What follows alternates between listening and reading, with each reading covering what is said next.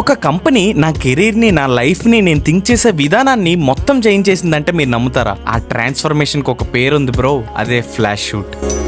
మనసా మనసా మనసున మనసా ఇప్పుడే ఇప్పుడే నిన్ను నేను కలిసా.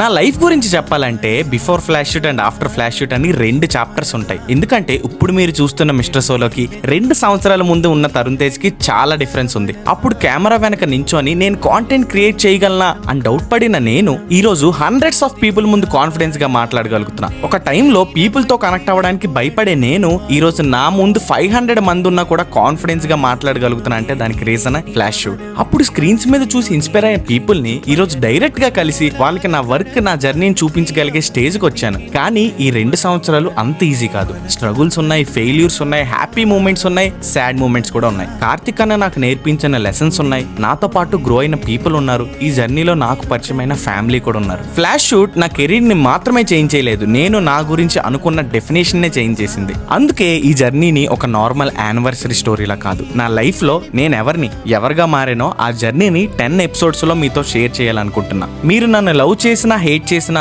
లేదా ఫ్లాష్ షూట్ లో వర్క్ చేస్తున్నా, జాయిన్ అవ్వాలనుకుంటున్నా, లేదా ఫ్లాష్ షూట్ ని హేట్ చేస్తున్నా, ఈ 10 ఎపిసోడ్స్ మాత్రం పక్కాగా చూడండి.